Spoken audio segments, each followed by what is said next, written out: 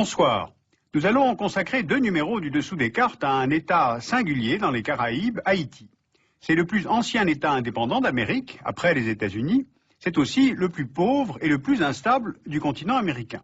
Alors voyons d'abord aujourd'hui comment est née la nation haïtienne. Haïti est situé dans la mer des Caraïbes, dans l'archipel des Antilles, sur l'île de Saint-Domingue. Saint-Domingue est la plus grande île des Caraïbes après Cuba, avec une superficie totale de 77 000 km², et cette île est divisée en 2 États.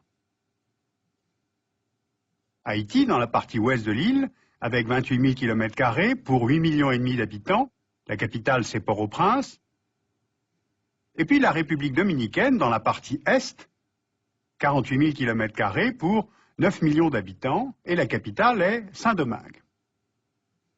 Alors pourquoi a-t-on 2 États sur une seule île? Eh bien, c'est le résultat d'une série de ruptures politiques et linguistiques.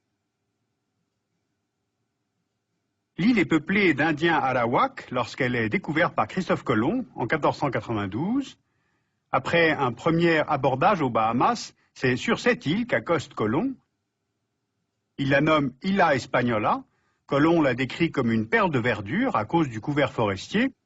Et ses habitants, c'est-à-dire les Indiens Arawaks, sont rapidement massacrés ou bien ils meurent de maladie.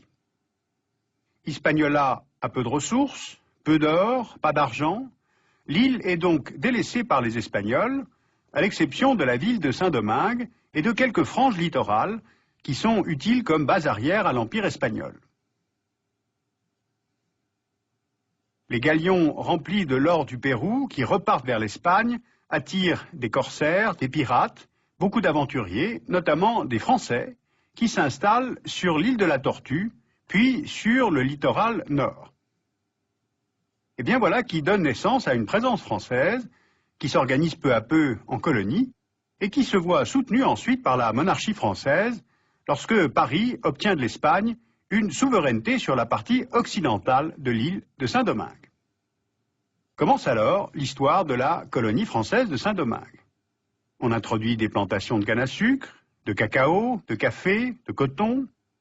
L'extraction de la plante de l'indigo est pratiquée. L'île devient riche. En moins d'un siècle, la valeur des exportations de Saint-Domingue dépasse celle de la jeune nation américaine qui vient de naître en 1776. À la fin du XVIIIe siècle, Saint-Domingue est la colonie la plus riche du monde. Elle fonde sa prospérité sur le monopole du commerce qui lie la colonie aux négociants de Nantes et de La Rochelle, qui réexportent ensuite vers le reste de l'Europe, et surtout sur le travail de milliers d'esclaves importés d'Afrique. À la fin du XVIIIe, la population de l'île compte près de 500 000 esclaves noirs pour 30 000 colons blancs qui possèdent les 2/3 des terres cultivées et 20 000 métis libres ou affranchis qui détiennent le dernier tiers. Or, la Révolution française va faire tomber ce système. En 1791, les esclaves noirs de Saint-Domingue se révoltent pour que leur soient appliqués les principes d'égalité et de liberté de la France de 1789. Après tout, les hommes naissent libres et égaux en droit. 1 millier de blancs sont assassinés et les plantations et les sucreries sont saccagées. Un régisseur noir affranchi et alphabétisé, nommé Toussaint Louverture, prend bientôt la relève de cette révolte et la loi sur l'abolition de l'esclavage en 1794 le rallie finalement à la France. Il est nommé général en chef, il chasse les Anglais venus à la rescousse des colons, il s'empare de la partie espagnole de l'île et donne ainsi pour la première fois une unité politique à l'île de Saint-Domingue. Mais Toussaint Louverture proclame une constitution, il légifère seul, il gère le territoire de façon de plus en plus indépendante, et il finit par être perçu par Paris comme un rebelle. Eh bien, Napoléon Ier considère que cette marche à l'indépendance est inacceptable.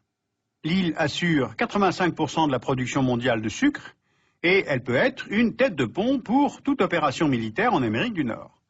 Napoléon a besoin de prendre Saint-Domingue comme base arrière pour reprendre le contrôle de la Louisiane qu'il vient de récupérer sur l'Espagne. Donc, en 1802, 20 000 soldats français traversent l'Atlantique. Ils viennent, sous le commandement du général Leclerc, reconquérir Saint-Domingue. Toussaint Louverture est arrêté en mai 1802. Il finira dans le Jura, prisonnier au fort de Joux. Mais malgré ces 20 000 soldats, l'opération française échoue totalement. Les anciens esclaves noirs parviennent à refouler l'armée française de l'île et le 1er janvier 1804 est proclamée la première république noire au monde. Elle se nomme Haïti, ce qui veut dire montagneux dans la langue des Indiens arawaks. Voilà donc l'histoire de la naissance de Haïti. En somme, c'est une révolte anticoloniale ouvrant sur une indépendance, mais cette indépendance porte en elle-même les germes de sa fragilité. Déjà à l'extérieur, ce nouvel État n'est pas accepté par les puissances européennes qui voient d'un mauvais œil d'anciens esclaves former un État indépendant, alors que ces puissances sont elles-mêmes en pleine phase de colonisation du monde. Même réserve de la part de la jeune démocratie américaine, qui a peur que cette indépendance ne donne des idées aux Noirs des États du Sud. Même réserve encore du Venezuela et de la Colombie, pourtant eux-mêmes libérés de la tutelle espagnole grâce à l'aide d'Haïti. Et pourtant, ils ne reconnaissent pas Haïti et ils ne libèrent pas les esclaves comme Bolivar l'avait pourtant promis. Sur leur drapeau, seules les bandes bleues et rouges du drapeau haïtien rendent hommage à cette contribution. Et puis fragilité aussi à l'intérieur, les populations blanches de la partie espagnole refusent d'être gouvernées par des mulâtres francophones. Les rivalités de pouvoir naissent entre, d'un côté, les mulâtres et les noirs affranchis, nés en Haïti, qui veulent reconstituer le système des grandes plantations, mais dans une version plus humaine, et de l'autre, la majorité des noirs nés en Afrique, qu'on appelle les bossales, c'est la déformation de peau sale, qui voudraient un système de petites propriétés autonomes. Alors, dès sa naissance, Haïti grandit en fait sur 3 ruptures.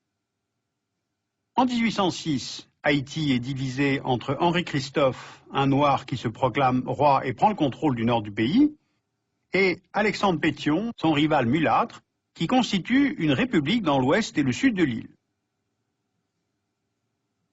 Deuxième rupture, en 1843, la partie orientale de Saint-Domingue fait définitivement sécession pour constituer un État séparé sous le nom de République dominicaine. Et puis troisième rupture, les Haïtiens se méfient de la France. Ils cherchent à se prémunir d'un autre débarquement et ils s'engagent à payer à l'État français 150 millions de francs or, soit l'équivalent du budget annuel de la France de l'époque, ce qui fait 800 millions d'euros d'aujourd'hui. Ce paiement est échelonné, il passe à 90 millions en 1838 et Haïti paiera cette dette volontaire jusqu'en 1893, c'est-à-dire la Troisième République. Eh bien, ces 3 ruptures vont marquer profondément le pays. D'abord, vous le voyez sur la carte, l'île de Saint-Domingue héberge 2 États qui se tournent le dos depuis le XIXe siècle, alors que la République dominicaine accueille près d'1 million d'Haïtiens. Ils sont manœuvres dans les plantations de sucre ou de café. Et puis ensuite, le service de la dette envers la France a pesé très lourdement sur le développement économique de l'île.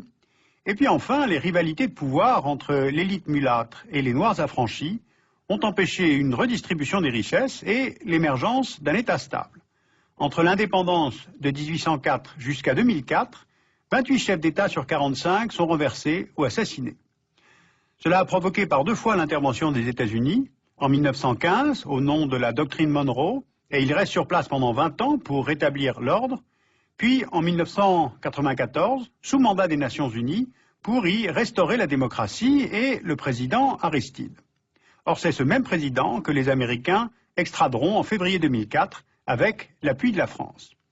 Haïti vit maintenant sous tutelle des Nations Unies.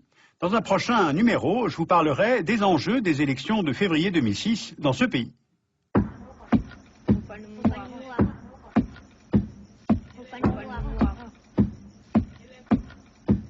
Si vous voulez mieux connaître cette période, je vous signale que Aimé Césaire a écrit un livre sur Toussaint Louverture, c'est aux éditions Présence africaine, c'est sur la Révolution française et le problème colonial. C'est un livre qui est intéressant à lire ou à relire dans le contexte politique de la France d'aujourd'hui, donc un livre d'Aimé Césaire. Et puis je vous signale que l'association nantaise des cahiers des Anneaux de la mémoire, elle a pour objectif de faire connaître au grand public l'histoire de la traite et de l'esclavage. Elle a publié 2 numéros sur Haïti, l'un qui est Haïti dans le monde et l'autre qui est Haïti et les matières premières. Vous pouvez retrouver les références que je viens d'évoquer sur le site du dessous des cartes, arte-tv.com, et également des références de livres en langue allemande également sur cette question de Haïti.